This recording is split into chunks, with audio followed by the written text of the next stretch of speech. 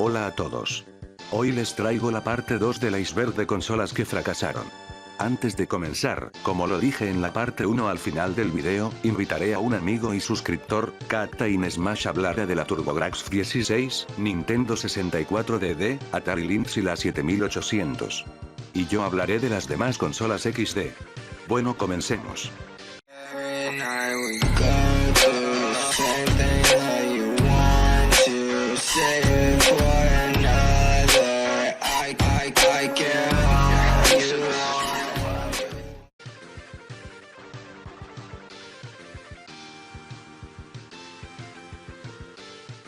TurboGrafx 16 es una consola creada en colaboración entre NEC y Hudson Soft, convirtiéndose en la primera consola de 16 bits. La razón por la que está aquí fue por sus terribles ventas, las cuales hicieron arriesgado el lanzarla en Europa por miedo a perder más dinero en el proceso, pero lo que puso el último clavo en el ataúd fue que tenía que competir contra la SNES y la Sega Genesis, las cuales estaban teniendo la guerra de los 16 bits con una campaña publicitaria muy superior, dejando a la consola en segundo plano. Ni siquiera el adaptador de CD la salvó.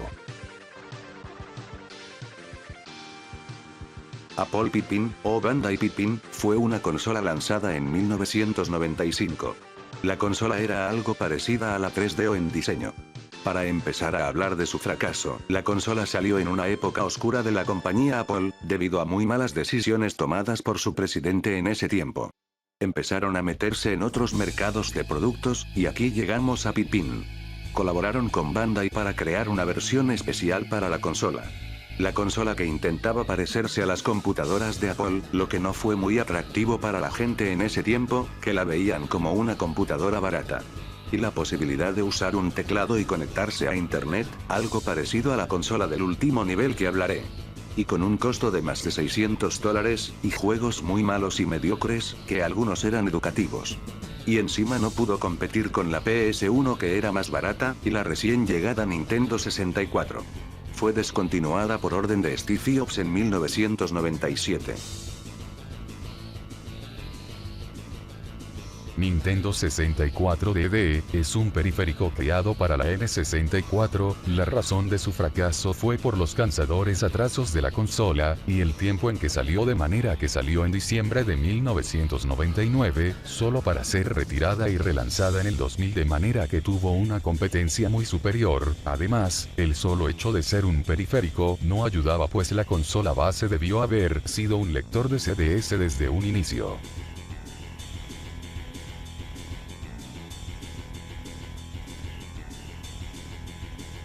Ouya fue una mini consola fundada por Julie Burman, luego del éxito de una campaña en Kickstarter realizada por Julie y su empresa. La consola tenía juegos de Android porteados, y se supone que ahí podías modificarlos, o crear tu propio juego, tratándose de una consola revolucionaria y que varios desarrolladores novatos podían desarrollar sus propios juegos. Pero nada de eso, la consola era muy mediocre, juegos muy malos exclusivos, y varios juegos se podían descargar gratuitamente en el celular, un control de plástico muy incómodo, que usaba pilas, y varios juegos porteados de celular parecían tener problemas de rendimiento en la consola. Y pareciera como si todo lo hubieran hecho a las prisas. Posteriormente salió una versión 2.0 que corregía varios errores, pero seguía siendo la misma mierda. Afortunadamente para el mundo, esta consola fue un fracaso, haciendo que su empresa casi cayera en bancarrota. La Virtual Boy, lanzado en 1995. Considerado el primer fracaso de Nintendo. Era un casco de realidad virtual, en respuesta al casco VR de Sega, mientras se desarrollaba la Nintendo 64. Sin embargo, el aparato era muy incómodo, solo vean el video en pantalla. Un alto precio, y las insoportables luces rojas de los juegos, que recomendaban al jugador a descansar la vista después de su uso. Y un control bastante feo y muy incómodo con dos crucetas. Y encima salió cuando la gente esperaba la salida del 64, y las críticas que recibió la consola, provocaron su fracaso. Hoy en día es considerada una consola de culto y que muchos desearían tener en su colección de consolas, incluyéndome a mí XD. La Atari Lynx tuvo que competir no solo con la Game Boy, sino que también contra la Game Gear, la cual era muy superior, pues siendo más barata y con una mayor capacidad gráfica y de color, todo esto a pesar de tener un hardware superior. Es importante recalcar que era la más cara disponible en el mercado en cuanto a consolas portátiles se refiere. La Atari 7800 es probablemente uno de los mayores fracasos de la mítica Atari, pues su adaptador de corriente, que es un infierno de conectar, y su control, el cual es uno de los más extraños e incómodos que pudieron haber hundido a la consola.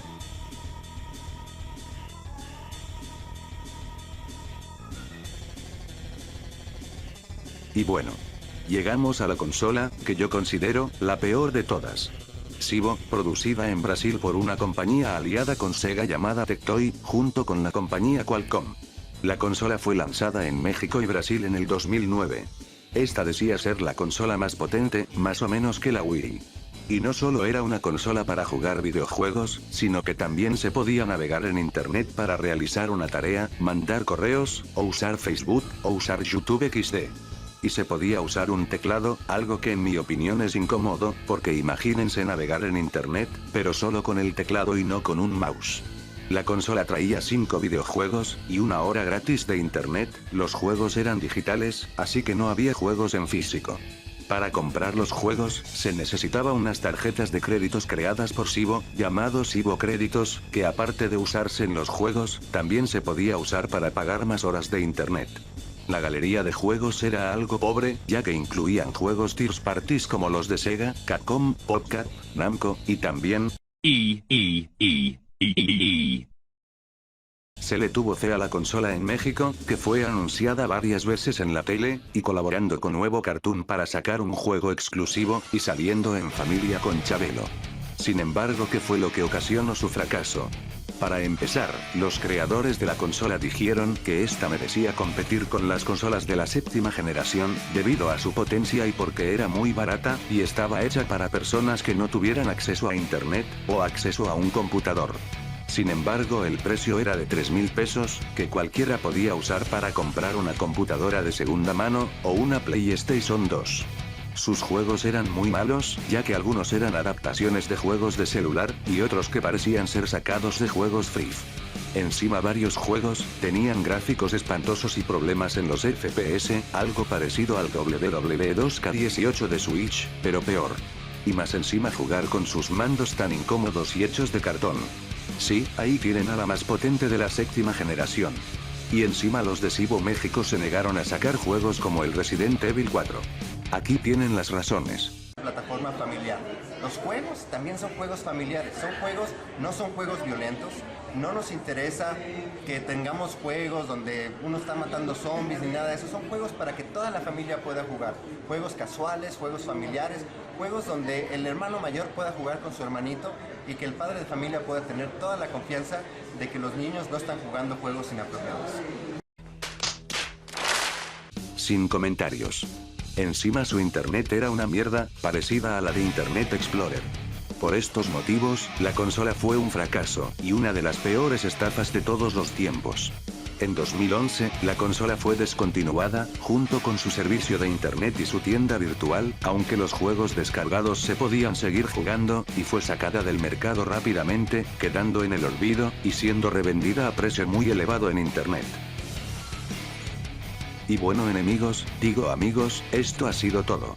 Agradezco a Captain Smash por su participación en el video.